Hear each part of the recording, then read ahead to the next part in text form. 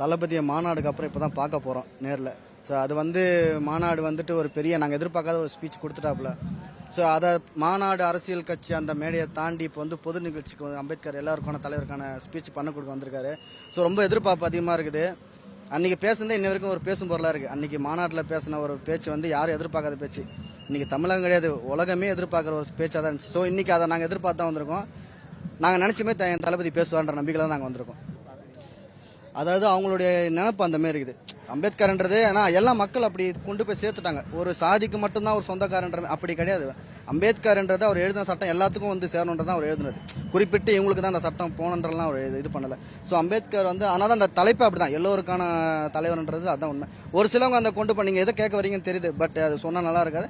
ஆனால் எதை கொண்டு போகும்போது நம்ம எல்லாருக்கான தலைவர்ன்னும் போது அதில் எங்கள் தளபதியோட பங்கு அதிகமாக இருக்குதுன்றது எங்களுக்கு பெருமையாக இருக்குது. மற்றபடி சாதி அம்பேத்கர் இவருக்கு தான் சொந்தம், இவங்களுக்கெல்லாம் சொந்தங்க. அம்பேத்கர்ன்றது வந்து எல்லாருக்கும் சொந்தமான ஒருத்தர். அவர் எழுதின சட்டம் எல்லாருக்கும் பொதுவானது தான். அது விஜய் சார் வந்து கட்சி ஆரம்பிக்கிறதுக்கு முன்னாடியும் மக்கள் இயக்கம் சார்பாக நிறைய விஷயங்கள் நலத்திட்ட உதவிகள் பண்ணாங்க, நிறைய விஷயம் கல்விக்கு நிறைய விஷயம் பண்ணாங்க. கட்சி ஆரம்பிச்சவர் நிறைய உதவி பண்ணாங்க. ஸோ இதெல்லாம் ஒரு பக்கம் படிப்புக்கு பண்ணுற நிறைய விஷயங்கள் இருந்தாலும் இந்த தலைவர்களுக்கு அவங்களுக்குலாம் மரியாதை செலுத்தும்போது பெரியாருக்கு முதல்ல மரியாதை செலுத்தும்போது நிறைய விஷயங்கள் சொன்னாங்க, திராவிட சாய் அப்படி இப்படின்னு சொன்னாங்க. ஸோ இப்போ அதை தொடர்ந்து அம்பேத்கருக்கான ஒரு ட்ரிபியூட்டாக அந்த புக் ரிலீஸ் வந்து விஜய் சார் பண்ணுறாங்க. ஸோ இதை எப்படி பார்க்குறீங்க? உண்மையில இது வந்து எப்படின்னா இப்போ எங்க கட்சி பாகுபாடு இல்லாமல் ஒரு அம்பேத்கருக்கு ஒரு ட்ரிபியூட். ஆமா, ஆக்சுவலா இவர் வந்து ஆக்சுவலா வந்து எங்க கொள்கை தலைவர்லாம் அவரும் ஒருவர், எங்க கட்சிக்கு கொள்கை தலைவர் ஒருவர். ஸோ நீங்க சொன்ன போல எங்களை இப்படிதான் ஒருத்தர் குறிப்பிட்டு பார்க்கலாம் கிடையாது. ஒரு இப்போ நமக்கு அம்பேத்கர்ன்றது எவ்வளோ பெரிய ஆளுன்றது எல்லாருக்குமே தெரியும். ஸோ அதனால தான் எங்கள் கொள்கை தலைவராக ஏற்றுக்கிறதுக்கு காரணமே அதான். எங்களுக்கு தெரியும் கொள்கை தலைவர் யாராக இருக்கும் உங்களுக்கு தெரியும். ஸோ அதில் முக்கியமானவர் போது அம்பேத்கர் இருக்காரு. அதனால வந்துட்டு பெரியவங்களுக்கு என்னென்ன மரியாதை கொடுக்கணுமோன்றது முதற்கொண்டு எங்கள் தலைவர் தெரியும். அதனால தான் ஒரு குறிப்பிட்டு இத்தனை தலைவர் இருக்கும்போது குறிப்பிட்டு ஒரு 5 தலைவர் எடுத்து எங்களுக்கு வந்து ஒரு கொள்கை தலைவராக வச்சிருக்கின்றது காரணம் அதுதான். இந்த புக் ரிலீஸ்ன்னு சொல்லும் போது சமீப காலமாக சில விஷயங்கள் தொடர்ந்து பேசப்பட்டுட்டு வராங்க. என்ன அப்படின்னா, இது முதல்ல ஏப்ரல் 14 வந்து அம்பேத்கரோட பிறந்த நாள் அன்னைக்கு இந்த புக் ரிலீஸ் பண்ணுறதா இருந்துச்சு. அதில் முதலமைச்சர் ஸ்டாலின் அண்ணன் திருமாவளவன்லாம் கலந்துக்கிறதா இருந்துச்சு. பட் சில காரணங்களாக தள்ளி போய் இப்போ பண்ணுறாங்க இந்த புக் ரிலீஸ். இதில் அண்ணன் திருமாவளவன் கலந்துக்கல, ஆனால் விஜய் சார் கலந்துக்கிற சொல்லி சமீப காலமாக சோஷியல் மீடியாவில் நிறைய விஷயங்கள் நம்ம பார்க்குறோம். ஸோ இன்னைக்கு இந்த நிலையில வந்து விஜய் சார் புக் ரிலீஸ் பண்ணுறாங்க. ஃபங்க்ஷன் அவ்வளோ கோலாகலமாக இருக்குது. ஸோ விஜய் சாரோட ஸ்பீச் எப்படி இருக்குது இந்த ஃபங்க்ஷனில்? ஏன்னா மாநாட்டில் பயங்கரமாக இருந்துச்சு. ஸோ இதில் வந்து இந்த மாதிரியான ஒரு புக் ரிலீஸில் விஜய் சாரோட ஸ்பீச் எப்படி இருக்கும்? நாங்களும் அதே எதிர்பார்த்துட்டு தான் இருக்கோம். அவர் என்ன பேச போறாரு. ஸோ நீங்கள் சொன்ன போல அதை தாண்டி ஒரு டேட்டு ஃபிக்ஸ் பண்ணாங்க. ஸோ அதை தாண்டி இங்கே வந்துருச்சு. இன்னொரு டேட்டு ஃபிக்ஸ் பண்ணி எல்லாருமே எப்படி வேணா மாறலாம். என் தளபதி வந்து ஒரே மாதிரி தான் இருப்பார்.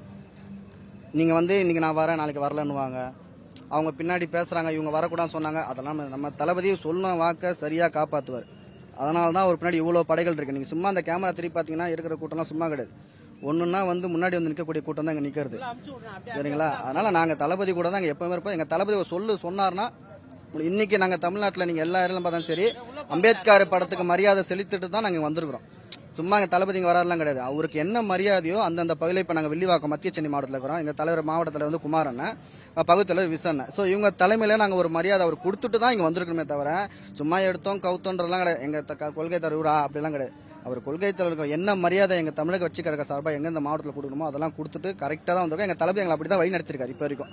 இந்த விக்கிரவாண்டி மாநாட்டை தாண்டி இந்த புக் ரிலீஸ் வந்து ஒரு அழுத்தமான கருத்தை சாரோட ஸ்பீச் வந்து பதிவு பண்ணணும். கண்டிப்பாக பண்ணோம் சார், கண்டிப்பாக மாற்றம். இப்போ தமிழ்நாடே ஒரு மாற்றத்தை நம்பி தான் இருக்கு.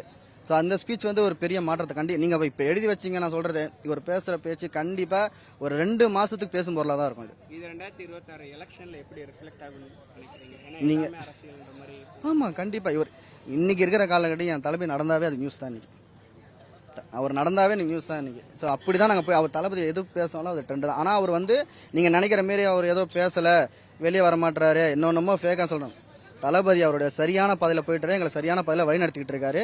ஸோ நாங்கள் 2020 எங்களோட லட்சியம் வந்து 234 தொகுதி நின்னா கூட 200 மேலே தொகுதியை வின் பண்ணி எங்கள் தளபதியை முதலமைச்சராக இருக்கும். அதுக்கான வேலையை நாங்கள் செஞ்சுக்கிட்டு இருக்கோம், செஞ்சுக்கிட்டு இருப்போம் இனிமேல். நன்றி.